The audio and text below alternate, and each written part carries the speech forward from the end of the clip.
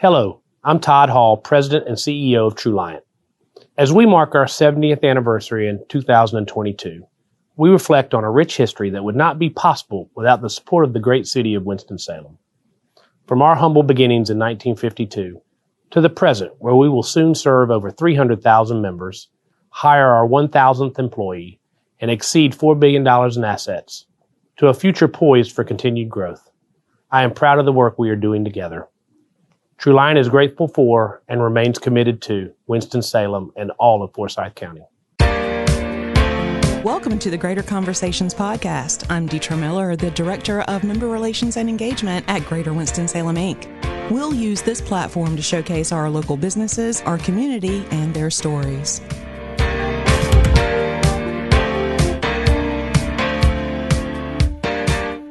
Hi, everyone. Welcome back to the show. It is my pleasure to introduce to you Jamie Southern, the Executive Director of Bookmarks here in Winston-Salem. Hi, Jamie. Hi, thank you for having me. Of course. I can't wait to dive in and learn more about Bookmarks. Yeah. But first, I want to learn a little bit about you. So I don't think, if I read your LinkedIn profile correctly, that you have a background in being like a librarian or anything like that. Tell us a little bit about your background. I have a long history of being connected to books. So not in libraries, but definitely with bookstores and with the book industry. This is my 21st year in the book industry. Wow. Yeah. That's amazing. What connected you to books? I'm sure it started at a very early age. I think like everyone, there were those books that maybe you connected with or you were read to when you were little. Really, for me, it was my mother taking us to the public library and going to check out books and discover things on your own on the shelves. We didn't have a ton of books in our home growing up, but we did have some that were treasured, fun things that we read every night. And then really, I think as I got older, my uncle is a writer, and as I grew up and tried to know what is an author, what does that do, that person do, that really inspired me to deepen my reading and learn more and continue with that. Oh my gosh. Yeah, reading can take you into another world, I think, especially when you're younger. I hear it's fundamental.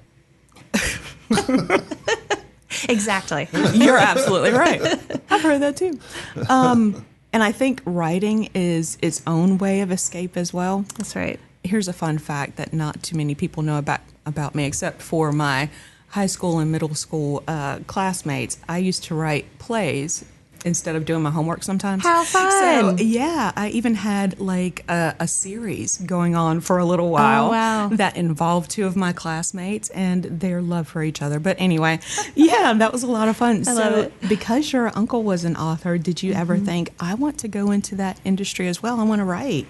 For a little bit, I think I loved the idea of stories and creating something new and had a big imagination. So I think I did maybe until high school, and when writing got to be a little bit tougher and your papers had to be a little longer and more detailed, and I thought, I don't like this. I think I would much rather read stories that have already been written than try to do it. So I've never really explored that possibility. Okay, but the love of books is still there. That's right. Share with the listening audience what your journey was like after you graduated high school and actually going into a field where you could enjoy what you actually love. Yeah, so one of my very first jobs in high school was at a Books A Million, which is a Birmingham-based. Yeah, there's still quite a few in the southeast, and they're headquartered in Birmingham, which is where I'm from. And so I worked there in high school, and once I graduated, began working for an independent bookstore that was near my college, and worked there all through all through college and out of college, and began thinking, I really think I want to do this. I thought about teaching for a little bit and then realized I don't think I have the patience for that. Nope. I love children, but I love other people's children and to give them back. I love my own as well, but I don't want to teacher all day. So I have so much respect and love for teachers and what they do. But I knew that wasn't for me either. So I really just loved being surrounded by books and being in that independent bookstore and talking to people about books, helping them find the right thing, really introducing people to new authors and new worlds, and how gratifying that is just to see people come back and say, oh my gosh, this book changed my life. Well, speaking of independent bookstores, let's talk a little bit about Bookmarks. Yeah. So we are, first and foremost, a literary arts nonprofit. So we are celebrating our 17th anniversary festival, the end of September this year. And that is how we started, was as a book festival. So we were a product of the Junior League in town, and they decided they'd been doing a lot of literacy efforts with the Children's Museum and other things in town, and decided that Winston-Salem needs a book festival. So the very first book festival was held in 2004 at Old Salem. And like I said, 17 years, 17th anniversary this year. So from there, that really has allowed us to do a lot of things in town and to grow from the annual festival to year-round programming and outreach, definitely working with the schools a lot.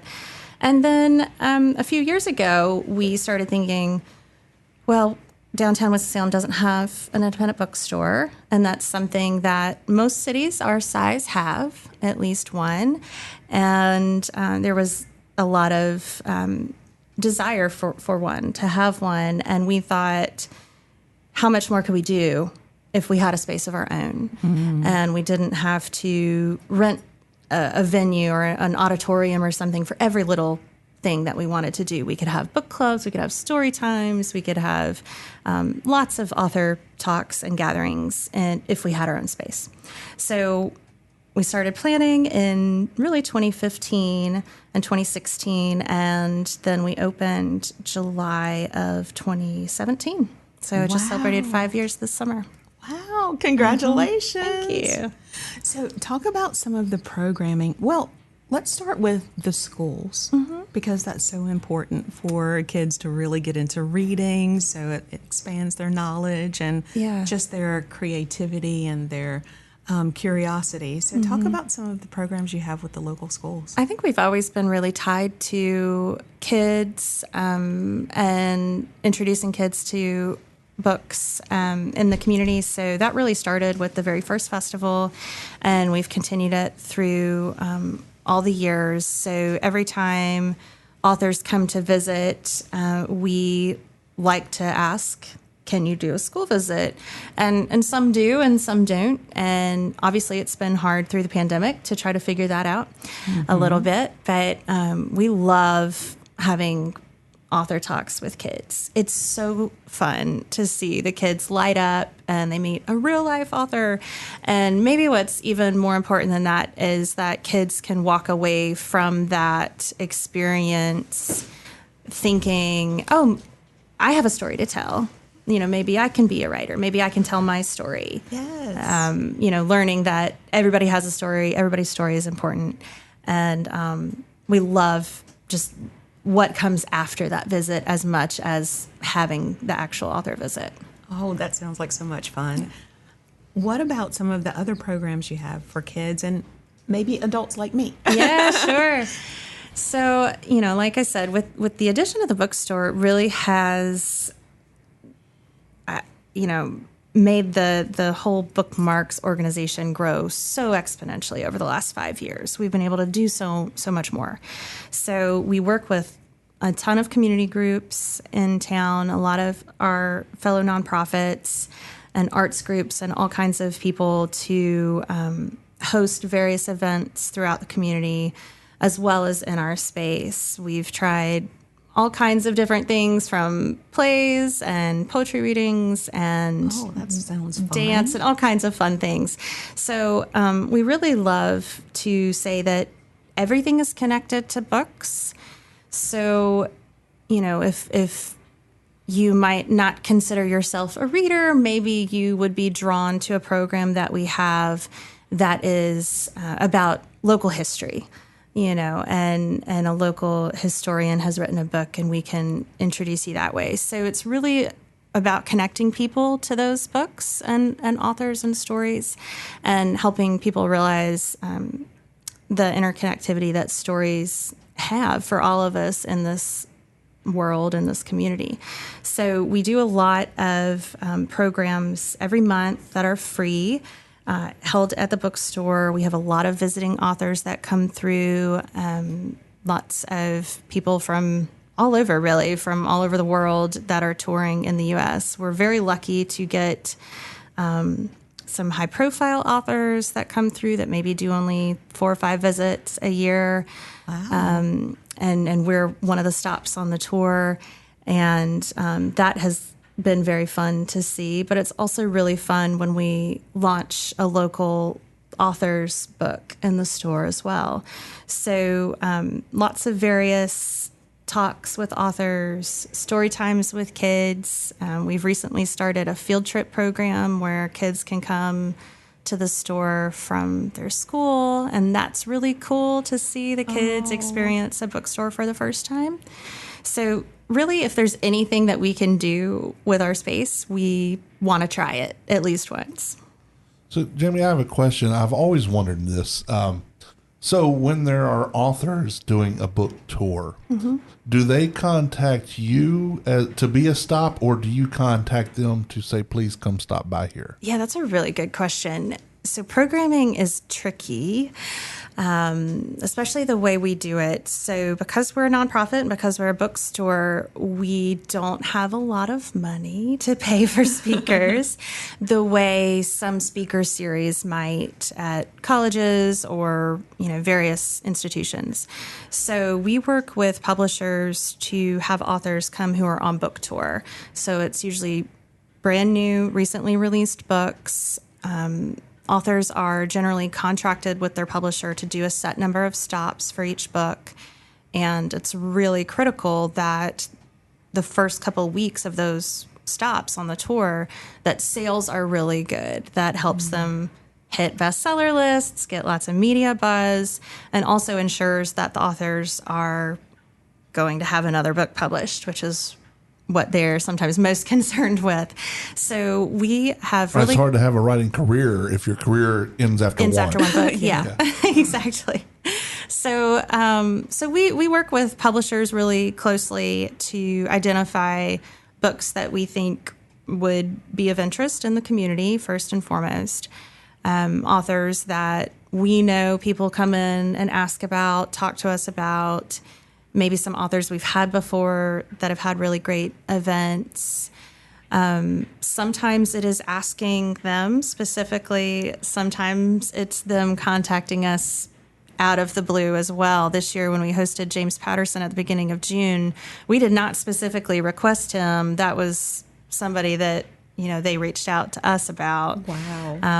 But then, when we saw Kyle Petty had a memoir, we're like, oh, cool, NASCAR is really big in North Carolina. We'd love to host him at the Winston Cup Museum. Wouldn't that be great? So it kind of works both ways with talking to publishers and them talking to us. So over the years, who have been some of your favorites to walk through the door? Oh, my goodness. Such a hard question. We have had so many people interact with our community in so many different ways and meaningful ways, that has been almost as rewarding as having some of my favorite writers visit. Sharon Draper is a kids and teen author who visited Parkland when she was here a couple years ago and had such a meaningful conversation with this one kid who said, no one's ever told me that I could go to college before you. And now I'm going to talk to my teachers and guidance counselor to see how it's possible. So seeing those kinds of life-changing moments really make what we do special and help us understand the lasting impact that it has. So certainly we've had a wide variety of authors, kids authors, adult authors, nonfiction, fiction. Just some of my favorites, if I had to pick favorites. It's like picking your favorite child. But I loved having Dave Pilkey a few years ago for our festival. He is the author of the Captain Underpants series. Okay, cool. Oh, yeah. So, yeah, very popular with kids. He is a graphic novelist who got into writing because he's dyslexic and had trouble reading when he was in school. So his talk to kids about everyone can be a reader and every kid can be a superhero, and seeing him interact with them, we had an event at the Dash ballpark, and with 5,000 kids, we bussed kids in, and every kid got a copy of his book that was signed by Dave. It took hours for him to sign all those books, but he wanted to sign every single book for every single kid. All the kids got superhero capes, and it was just such a cool moment. That's amazing. Yeah. I absolutely love that. Yeah. Okay, now you've mentioned the festival a couple of times. Mm-hmm. So, what have you got coming up? Oh, goodness. So we have probably the most excited I've been about a festival. And I don't know if that's because we didn't have one in 2020. Last year was a little different because we were in some major COVID restrictions. And this year kind of feels like a coming back, hopefully. Okay. Yeah. Knock on wood. But the authors who have not been touring because of the pandemic are really excited to get back out there. People who haven't been going to events are really excited to be back out among people. So it's an exciting feeling this year, gearing up for it. We're almost a month out, and I think it will be one of our best that we have ever had. Is there anything new that you're going to be doing that you haven't done in the past? Can you share? I can. So all of our authors have been announced now, which is great because it's so hard keeping secrets. I'm terrible at it. Our opening keynote conversation with Taylor Jenkins Reid is sold out. It's been sold out since July. Wow. 600 people at Calvary Moravian Church Thursday night, which is great.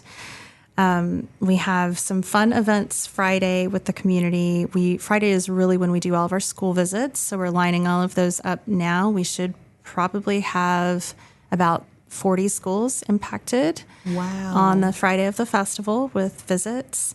We have a late night event this year on Friday, which is new for us. It's a music event with the singer-songwriter Josh Ritter, who is a fiction writer as well, and he is going to be in conversation with a violinist, Brendan Slocum, and his book. So they're going to do a little music together, which is fun. Yeah. And talking about writing and how that's different from, different kind of art than being a musician. So I'm excited about that. And then Saturday is the all-day street festival. Everything is free. So what's cool about Saturday this year is we have two very high-profile authors that everybody can see for free. First in the morning is Idina Menzel, the Broadway star and Tony Award winner. Yeah, Wicked and Elsa in Frozen. Yeah. So my daughter is beside herself thinking about that. So that will be a free event. And then shortly after, we have a keynote with Sandra Cisneros, who wrote House on Mango Street. So two really huge people that normally would be ticketed keynotes, but we decided we really wanted to have everyone have access to them on Saturday. Oh my gosh, that's pretty exciting. Yeah, so and that is all through Saturday, and we end the whole weekend on Monday night with our closing keynote at Reynolds Auditorium with Neil deGrasse Tyson. So Are you very excited about that? Yes. This festival is going to be amazing. It is. I'm so excited about it. I can't even believe, and then I look at the list again, and all the other authors I haven't mentioned are incredible as well. So it's just a really well-rounded list of people that we hope everyone will be able to find something of interest this year. Oh my gosh, I feel like you've brought every aspect of the community together. And speaking of community, Sure. in Bookmarks, how can community be found, if you will? Because Yeah. we've got like a melting pot here. We do, and that is something that is intangible, I think, at times, and something hard to grasp. And we want everyone to feel welcome in our space, which is hard to do. And we know that some people maybe, are not going to feel welcome for whatever reason, but we really are beholden to our values of being inclusive to everyone and for everyone to find a space of belonging through the shared love of books and stories. So we have a lot of community book clubs that are present in the store. We work with maybe 50 book clubs around the community to have their 50? books. Wow. We host some at the store, but most of them are just held around town. And we love doing that. We love, like I said, working with different community groups.